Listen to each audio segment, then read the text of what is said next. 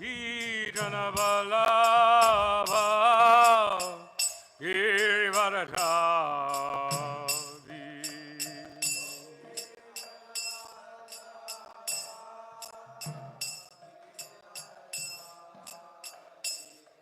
Gopi Janaballabha Giridharadhari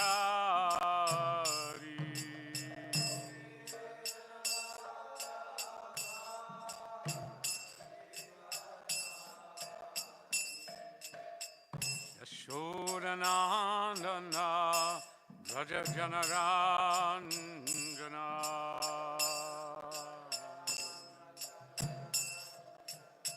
Yashodanandana Braja Janaranjana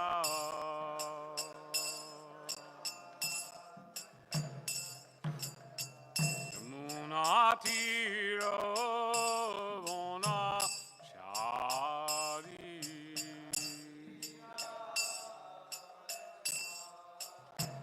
Yamuna Tiravana Chari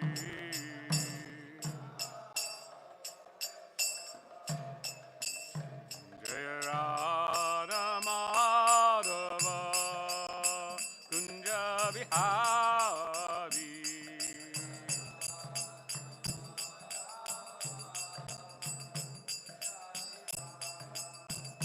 Jaya Radha Madhava Kunja Vihari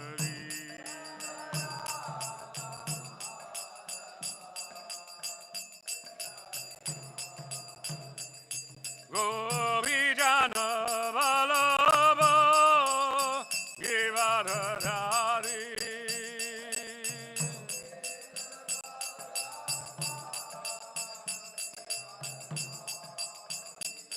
Gopi Janaballabha Giridharadhari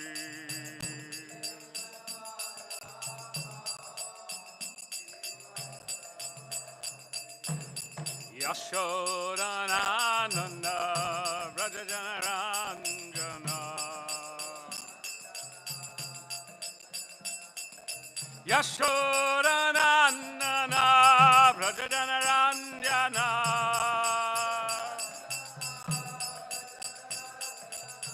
Jamuna Tiravana Chari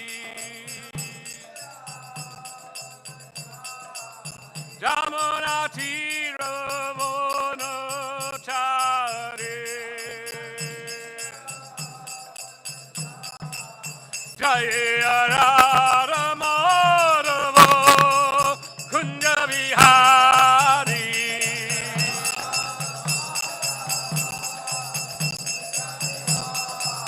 Jaya Radha Madhava Kunja Vihari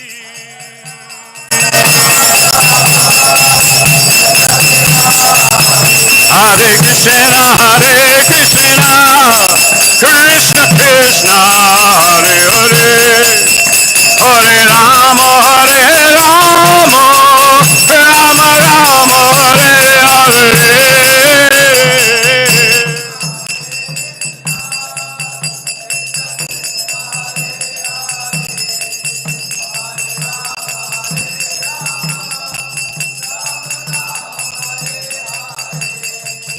Hare Hare Krishna Krishna Krishna Hare Hare Hare Rama Rama Rama Hare Hare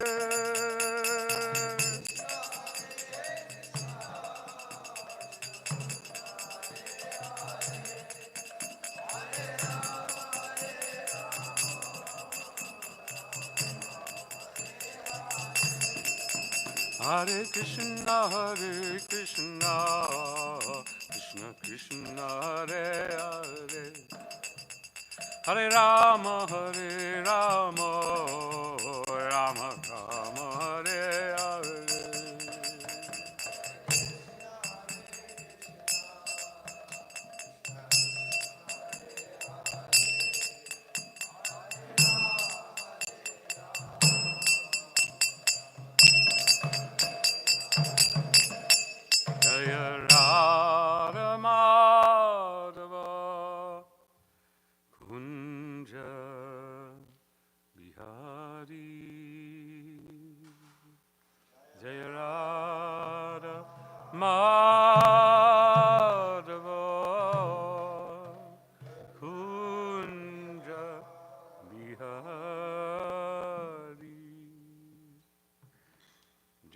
Vishnupada Paramahansa Parivacharya Statera Sri Srimadji Dandi Goswami Srila Sri Bhaktivedanta Swami Srila Prabhupada Ki Jai. Jai Om Vishnupada Paramahansa Parivacharya Statera Sri Srimad Srila Bhakti Siddhanta Saraswati Thakur Srila Prabhupada Ki Jai. Ananta Koti Vaishnava Vrinda Ki Jai. ISKCON founder Acharya Srila Prabhupada Ki Jai. Amacharya Srila Haridas Thakur Ki Jai. Prem se kaho Shri Krishna Chaitanya Prabhu Nityananda Shri Advaita Gadadhar Shivasadi Gaura Bhaktivinoda Ki Jai. Shri Shri Radha Krishna Gopi Gopinath Shama Kunda Radha Kunda Giri Govardhana Ki Jai. Shri Vrindavan Dham Ki Jai, Shri Mayapur Dham Ki Jai, Ganga Mai Ki Jai, Jamuna Mai Ki Jai, Tulsi Maharani Ki Jai, Bhakti Dev Ki Jai, Grantaraj Śrimad Bhāgavatam Ki Jai, Samaveta Bhakta Vrinda Ki Jai. All glories to the Assembled Devotees, all glories to the Assembled Devotees, all glories to the Assembled Devotees, all glories to Sri Guru and Sri Gauranga, all glories to Srila Prabhupada.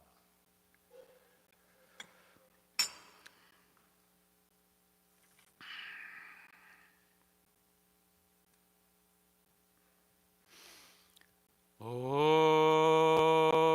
Namo Bhagavate Vasudevaya.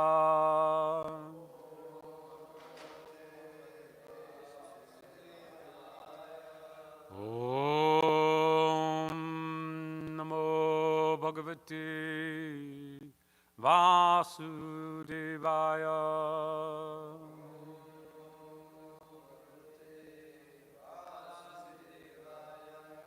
Om Namo Bhagavate Vasudevaya.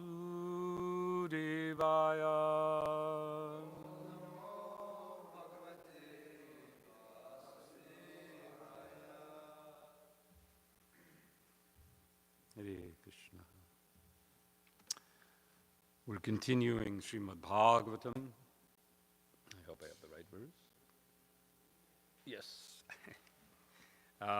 Canto 3, chapter 22, and it is text 34 or 5? 35. It is the verse I looked at, but I couldn't remember the number.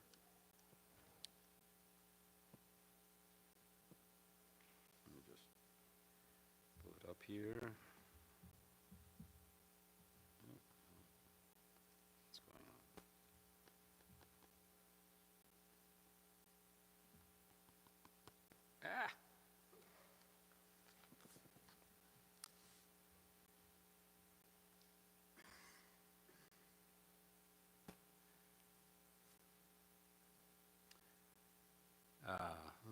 Yeah, this is not working. Okay. Ayata yamastasyasan yamasvantaraya panaha Shrinvato dhyayato Vishnu Gurvato bruvata kata Ayata yamastasyasan Yamasvantarayapanaha Shrinvato dhyayato Vishnu Gurvato bruvata kata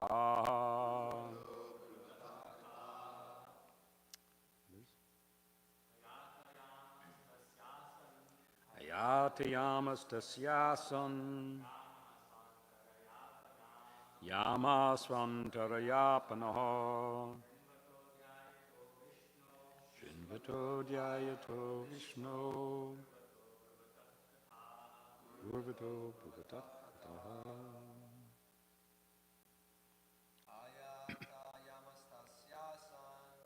Ayata yamastasyasan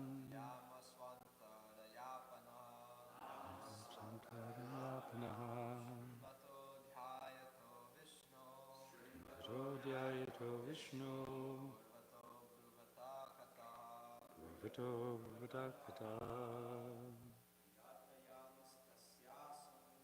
Yatayamatasyasan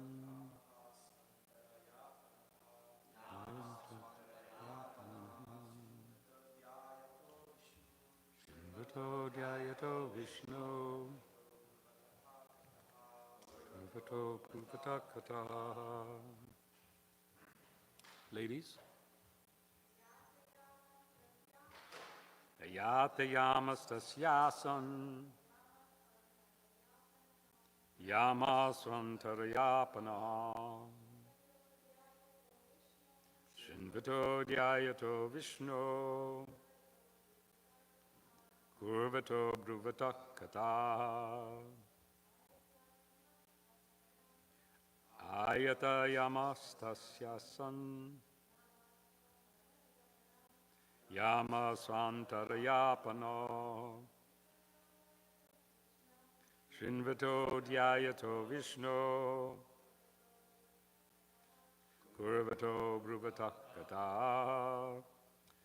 Ayatayamaha.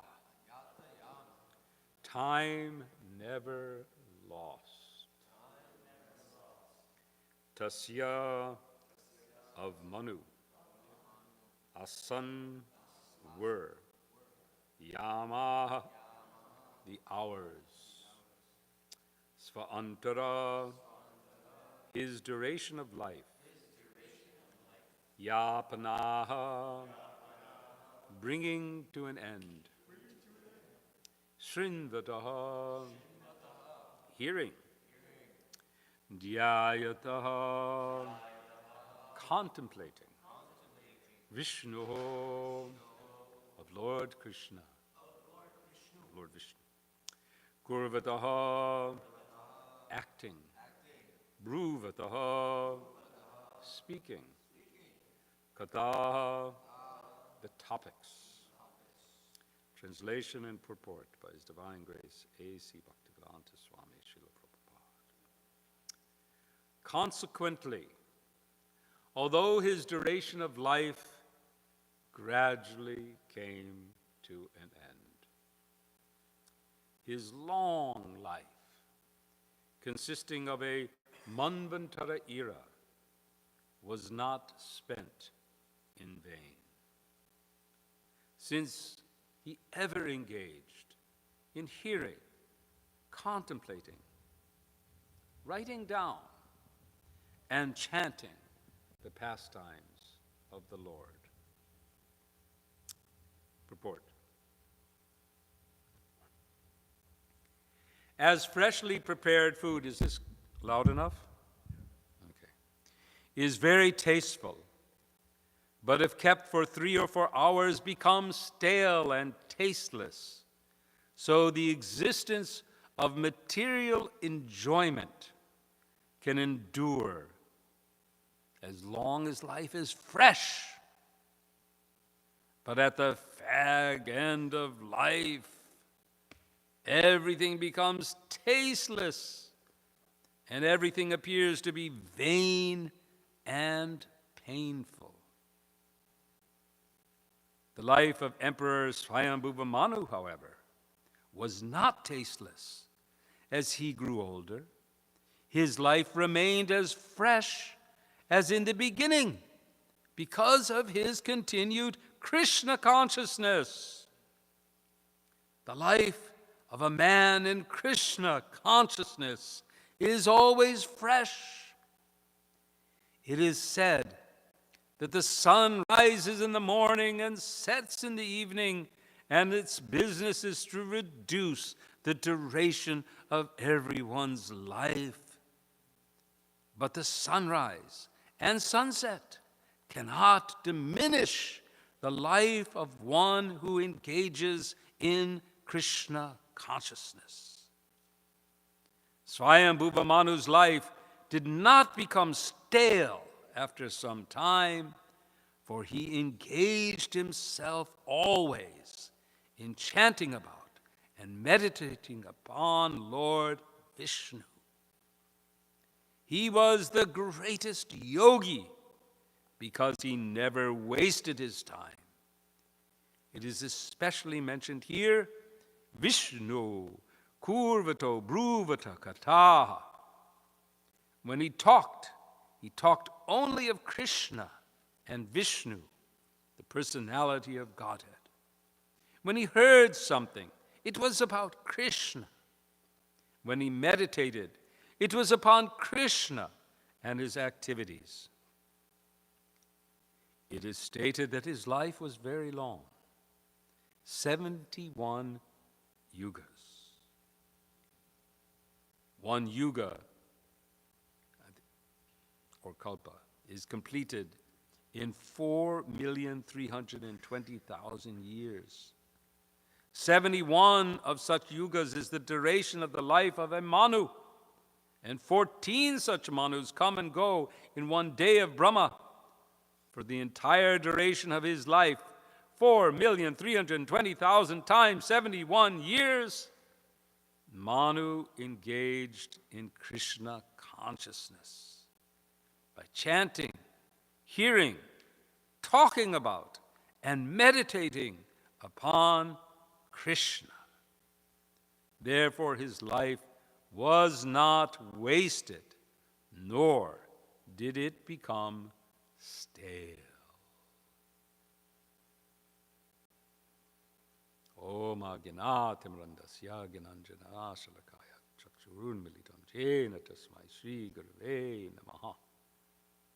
Mukam Karoti Vachalam Bhagalandai Kripatam Ham Pandeshi Gunundinitarinam Paramananda Madhava Sri Chaitanya Ishwaram. Hare Krishna. So much to talk about here.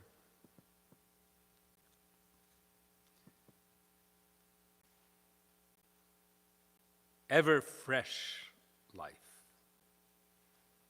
How to have a life which is always fresh, never becomes stale and stagnant and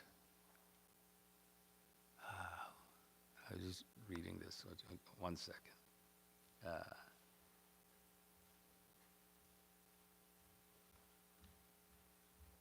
Stuck. 3 S's. Stuck, stale, and stagnant. This is a problem for many, many people. Here, Prabhupada talks about the fag end of life. When the body becomes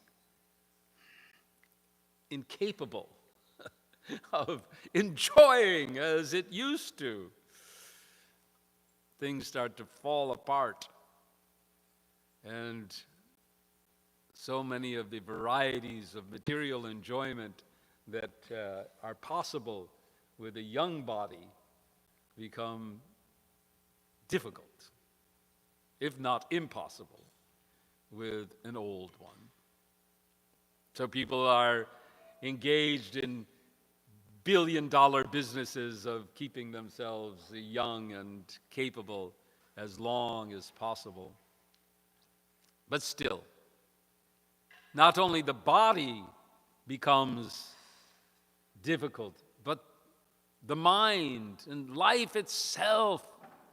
People, not just when they get old, but even in youth or in middle age, we have what is called the midlife crisis. None of you are really at midlife yet. I know. But we've gone through midlife, where you look back and you say, oh, here I am, I'm now 40 years old, and I'm halfway through, or more or less halfway through what I might expect if things go well. Not necessarily, but if things go okay, then I can perhaps live another 40 or 50 years. So I'm right in the middle.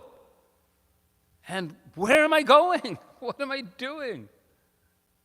What have I achieved? What have I accomplished? What is life?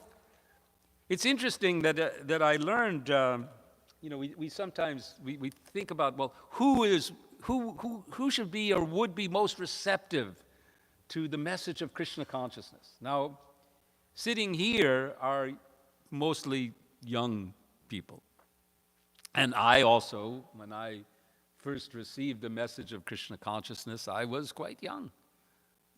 You were too. You were young and open. And so because of that quality of being open and being ready to, and looking and not having yet really pointed ourselves or directed our lives, looking and searching, we're open and we can receive the message of Krishna and with an open heart and get inspired to make that our life.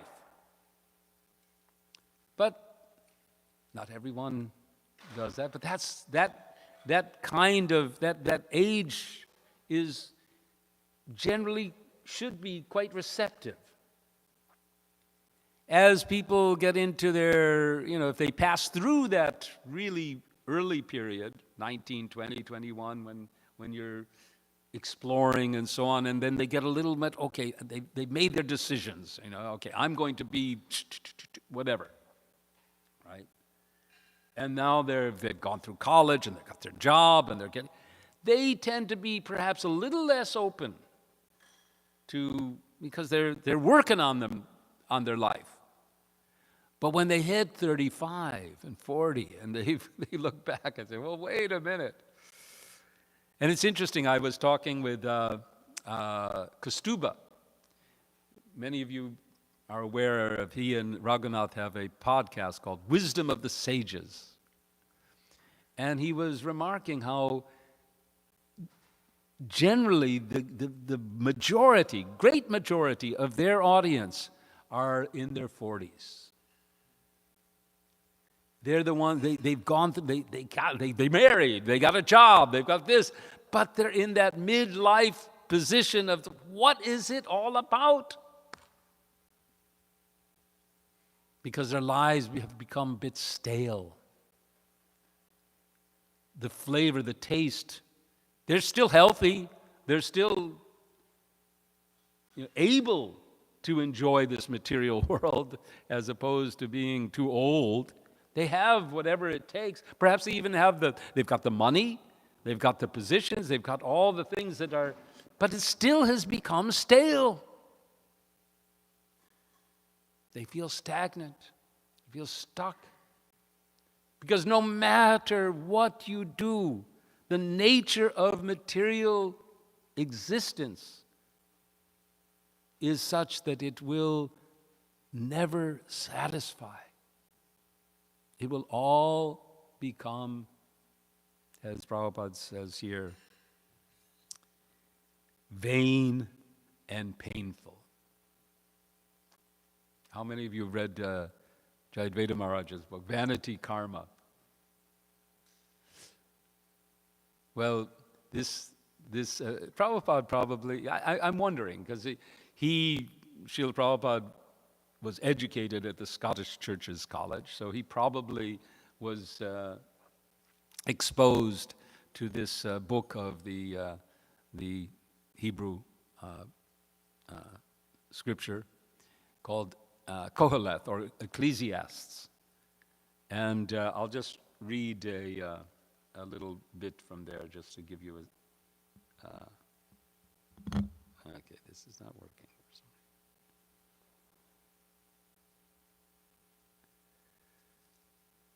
Okay.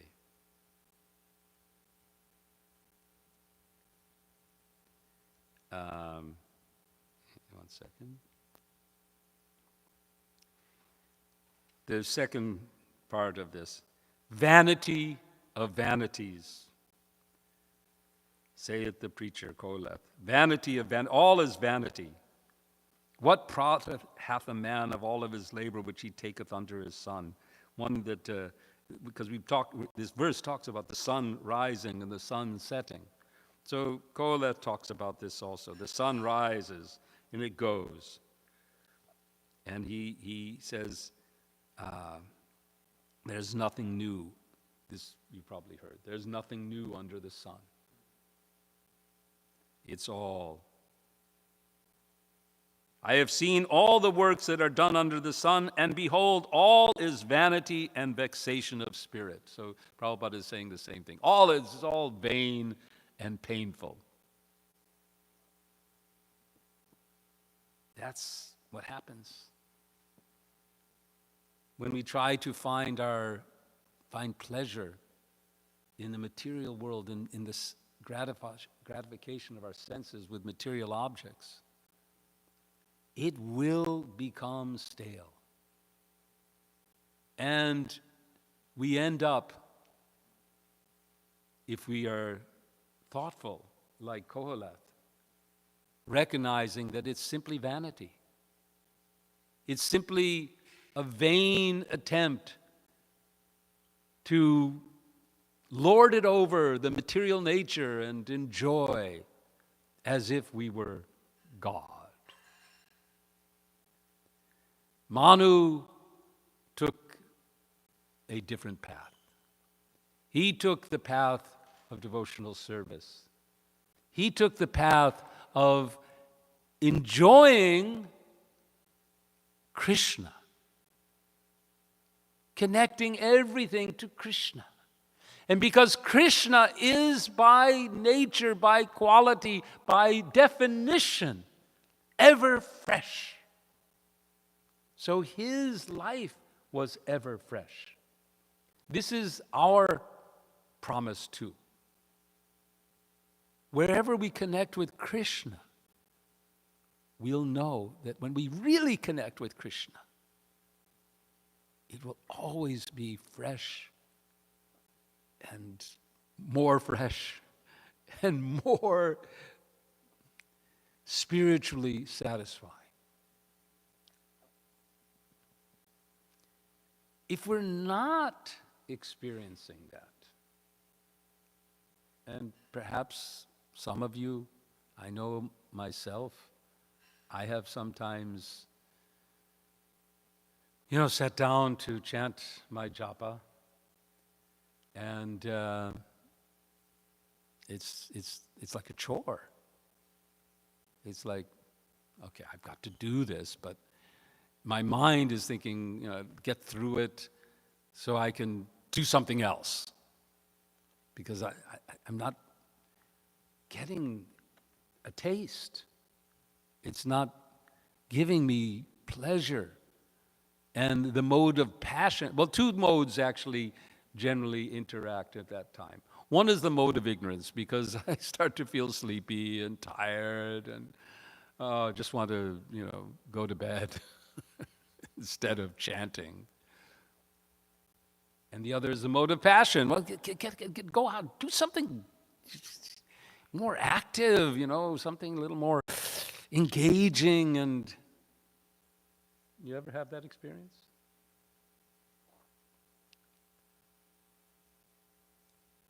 And I was reflecting this morning when that happened. That must mean that I'm not connecting with Krishna, because Krishna, he's ever fresh. He's a reservoir of pleasure. So if I'm not experiencing that, I haven't really connected. Now Manu, he was able to connect. He was able to connect, why? Because first of all, he's Manu, so he's very elevated soul. I don't suppose that you get to be born in the position of Manu. Manu is very unique. I'd like to know more about Manu. We hear a lot about Indra, and Indra is the king of heaven, right?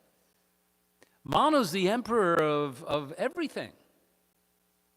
Yet we don't hear much about what we've heard just now about where he lives and how wonderful it is. I'm not exactly sure where it is.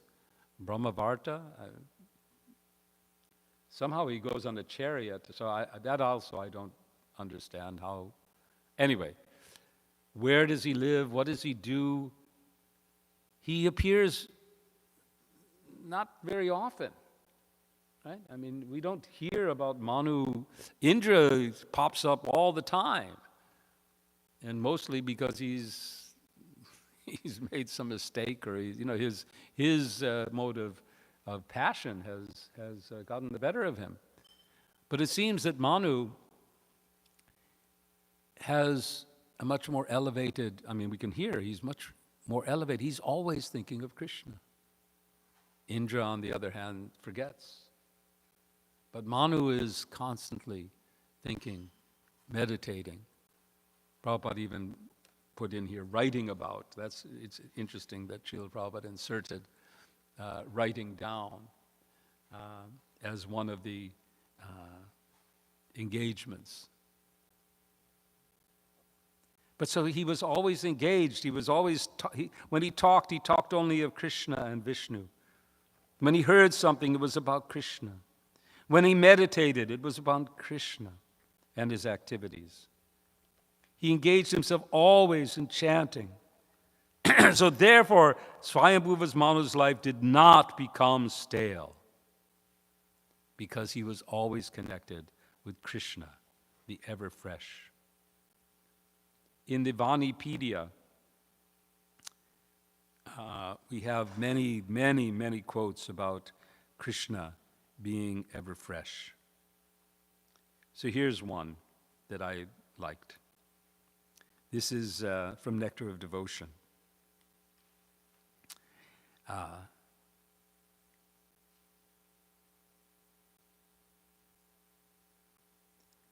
Krishna is always, this is Nectar of Devotion 22. Krishna is always remembered, and his name is always chanted by millions of devotees. But the devotees never become saturated. That's another element of life becoming stale or stagnant or stuck. Saturated. You've had enough. You want something different. Instead of becoming disinterested in thinking of Krishna and in chanting his holy name, the devotees get newer and newer impetus to continue the process. Therefore, Krishna is ever fresh. Not only Krishna himself, but also Krishna's knowledge is ever fresh. And then he speaks about Bhagavad Gita. Everything in relationship with him is ever fresh. Then this is a nice statement by Radharani in the Lalita Madhava, in which Krishna is compared to the greatest sculptor. So how he chisels away the everything that holds back the gopis to express their full love. So this, Prabhupada says, the devotees get newer and newer impetus to continue the process.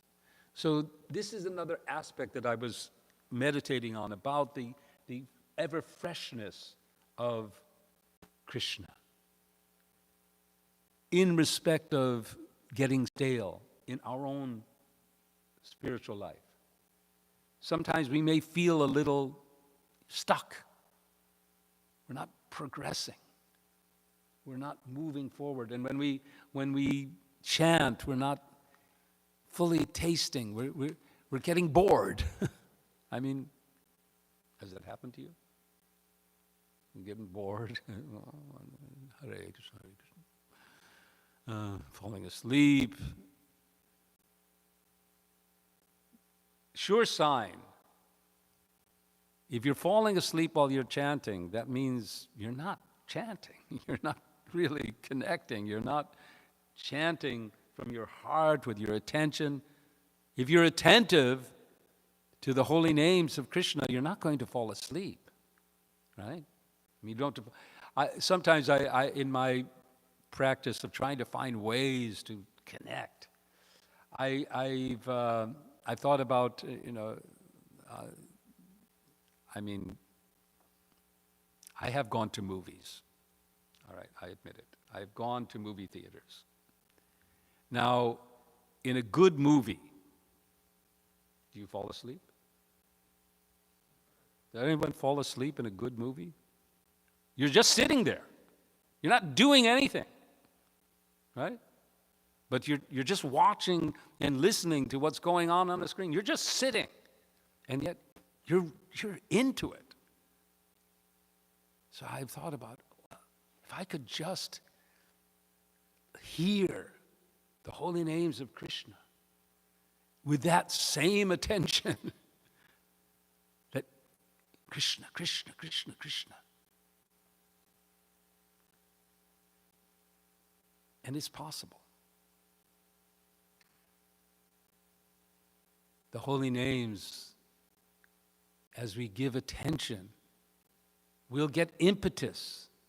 And this is, I like this, Prabhupada's term here, is that because we get some taste, it's not, I mean, if it weren't for the fact that sometimes we are able to chant and we are able to hear and we do experience Krishna, that experience gives us the impetus to continue, and that impetus gives us purpose. And it's purpose which removes the staleness, the stagnance, why do people feel stuck, stale, and stagnant? Because they don't have purpose. They've lost their purpose, or they haven't found their purpose, or the purpose that they started off with has become stale and stagnant and unsatisfying. So when we get fixed on our goal, that finding strength and finding, determination in the pursuit of a goal. Yes, okay, today I don't hear attentively, but I know Krishna is there. And if I can give my attention, I will experience that ever fresh. There's no way, it is impossible. It is in the nature of Krishna to always be beautiful, always be the most beautiful and more beautiful and never, ever increasingly beautiful. Krishna's never stuck. Okay, well, that's enough. Okay, I've achieved the pinnacle of beauty, and I'll just stay here. Somehow, Krishna and Sri Radha together enjoy pastimes that are increasingly and increasing. This is inconceivable because it's been going on eternally. And it's still increasing. How can we conceive of something? Generally, we always, but here's one clue I discovered, is that Krishna resets. In order to experience this ever increasing, he will go and he will reset. Like there's something called Purva Rag. And Purva Rag is the bliss, the love as it awakens before the lover and beloved meet. So there's a special love when Sri Krishna is just noticing Sri Radha. And Sri Radha is just noticing Krishna. And the corner of their eyes and the attraction. That's called Purva Rag.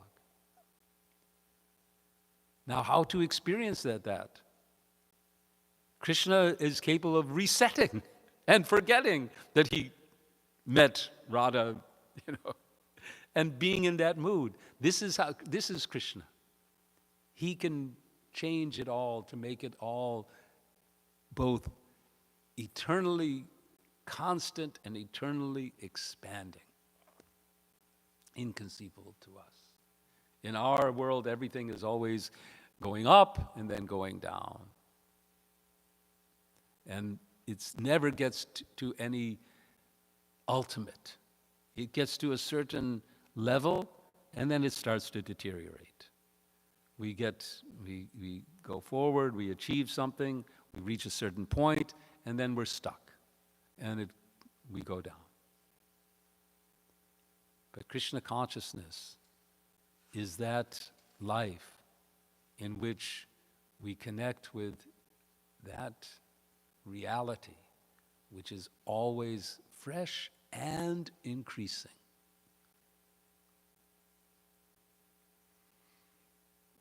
So we have to focus on purpose. We have to focus on the goal of making that connection. And in that way, our lives, even when we get bored or we're not into it, we can remind ourselves,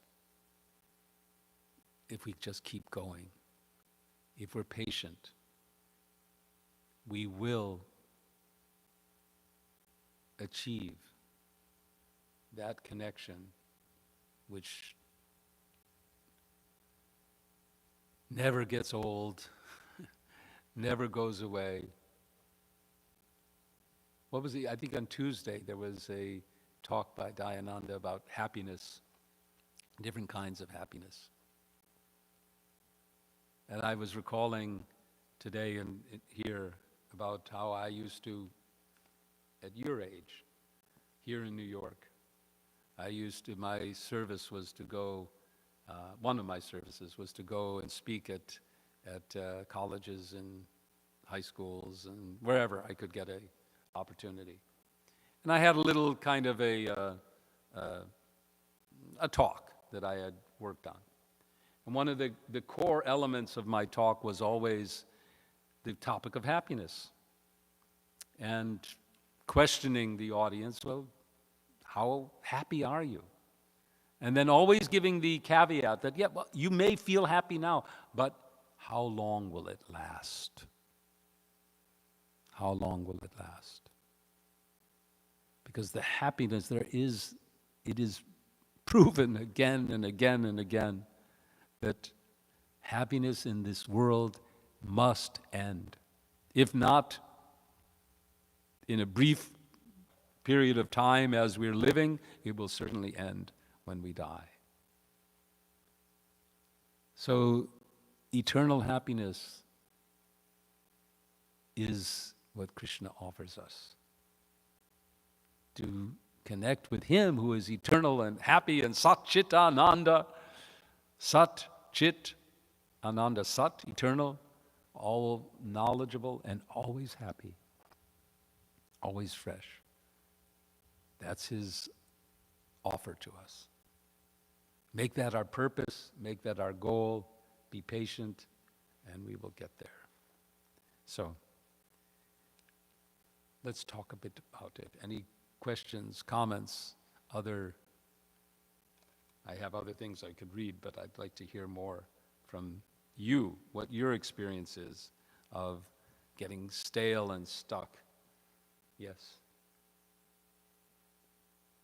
Hare Krishna Prabhu, thanks for the nice class. Please accept my humble obeisances. The big difference between, movies and the Maha Mantra is that a movie gets stale after like one watch. Yes. So you could fall asleep, or even if you like a sport, you could watch a sport that's technically new because it's a new game or a new event, but you could fall asleep even if you have based your life off it. But Krishna comes with his abode, his paraphernalia, and his friends because they're always with him. So I'm actually wondering how it's possible that we can disconnect from something or not be connected to the Maha Mantra when it's so potent, and when Srila Prabhupada says, well, it's really the only great mantra. It's the only Maha Mantra. There's not like another great mantra. And you could see people that walk by on Harinam, even if it's rare that someone's like oblivious to what's going on. They might not like it. They might laugh at it, they might like it, but it's rare that someone like just can just walk by without noticing it. They might look ahead, but they could have a finger in the ear or something. So it's palpable that this is effective. But why do we get, I don't know, maybe covered over, or how could we actually not be connected to it? It's kind of confusing to me. Well, we've practiced this for eternity. How to ignore Krishna. That's been our focus, is ignoring Krishna. So it's not surprising that most people continue to ignore Krishna, even if Krishna is right there in his form of his holy name. They will continue to ignore.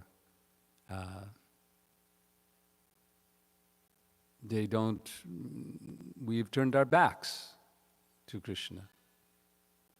And we don't want Krishna. So even Krishna comes in front and is right there and he's present in his holy name because we have no desire to be with Krishna. We have exactly the opposite desire, to ignore him, to replace him as the enjoyer.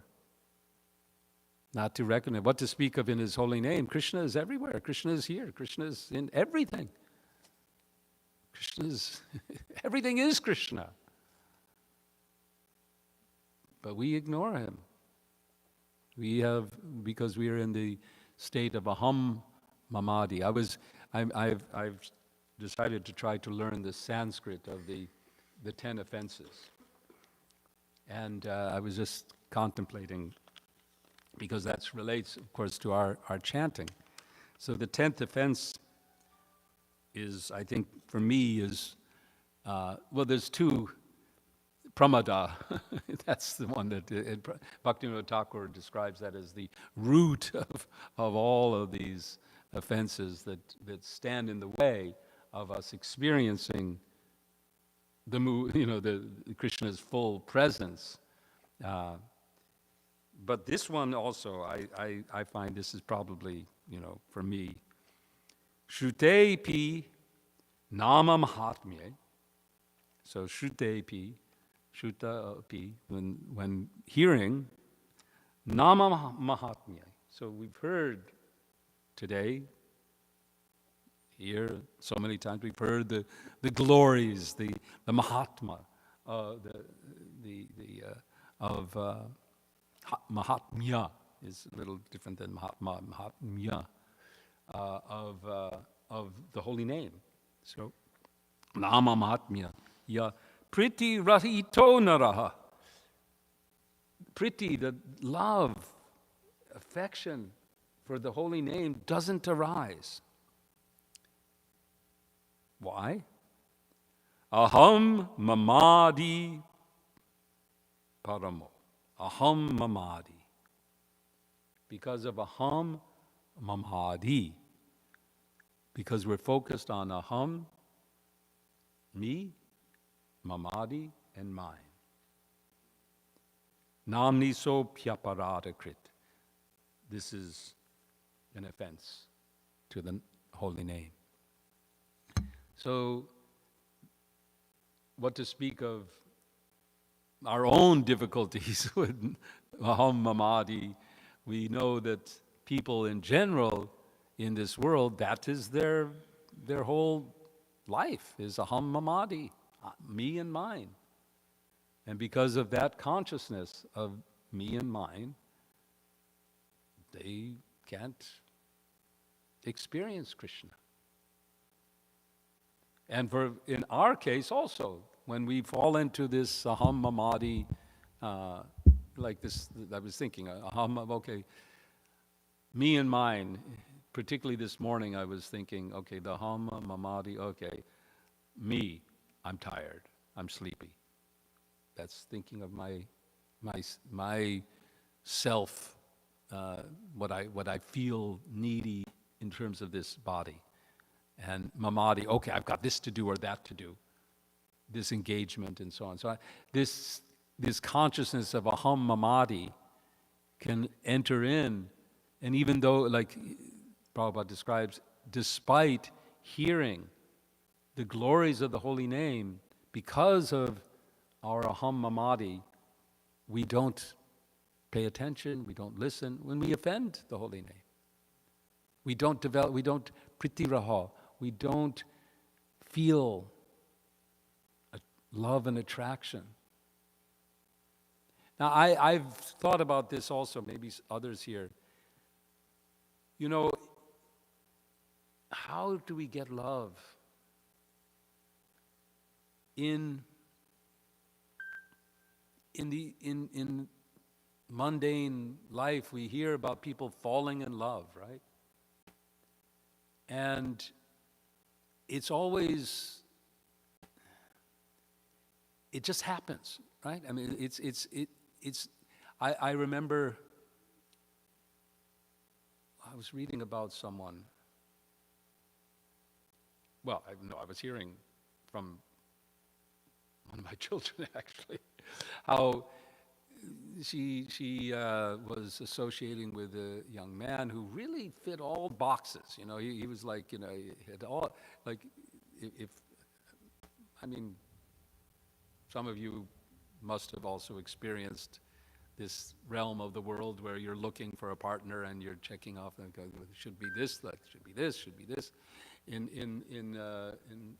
Krishna consciousness, we look, well, he or she is a devotee, and you know, he or she is serious, and you know, et cetera, et cetera. So we have our devotional criteria that we look for as we're looking for a partner. And in the material world, there's similar criteria. And but in the material sphere, then the ultimate criteria is you've got to fall in love, right? I mean, you know, you can tick off all the boxes and you're all compatible, but if you don't fall in love, then come on, forget it. In our community, it's the opposite. I think you were saying that Keshav Maharaj was speaking about this.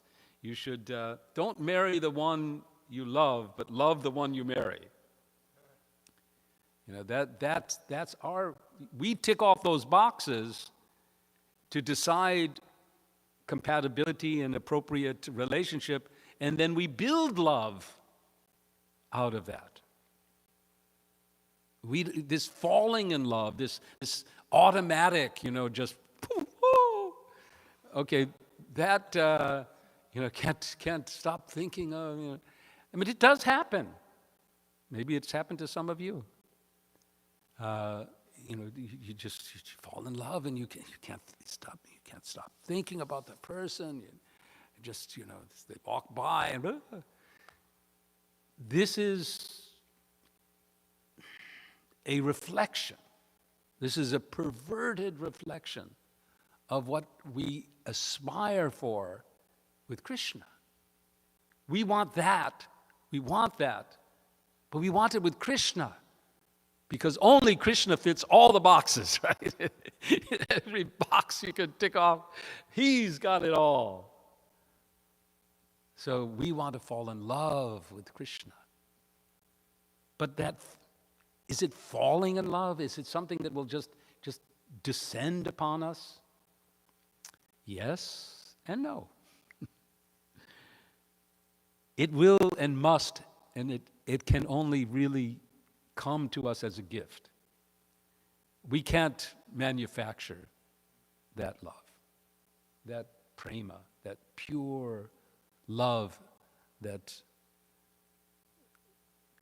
is so great, so deep, so overwhelming, that there's no question of falling asleep while you're chanting your japa, right?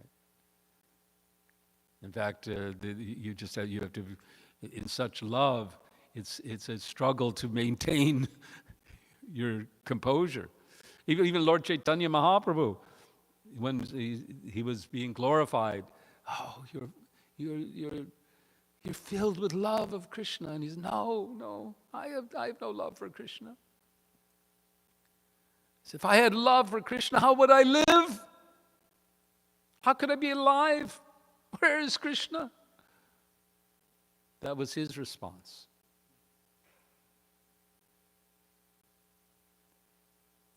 So that love can only be received by the grace of Chaitanya Mahaprabhu, by Krishna, by Bhakti Devi. But at the same time, we also have to aspire for it, and we have to cultivate attraction. We have to cultivate and nurture that bhakti that is planted. We nurture it. Bhakti Devi herself, she brings it. She's bringing us that love, but we have to nurture her connection with us by sadhana bhakti. And in sadhana bhakti, we try to bring whatever little love we may have. We try to fan the spark, as Vaisheshika Prabhu describes. Fan the spark. We got a little spark. We got to fan it, appreciate it. Say, yes, I want more of this. And just gradually redirect our inner desire, our purpose. Redirect our purpose, our goals from enjoying this world to being fully Krishna conscious. Does that answer your question? Something?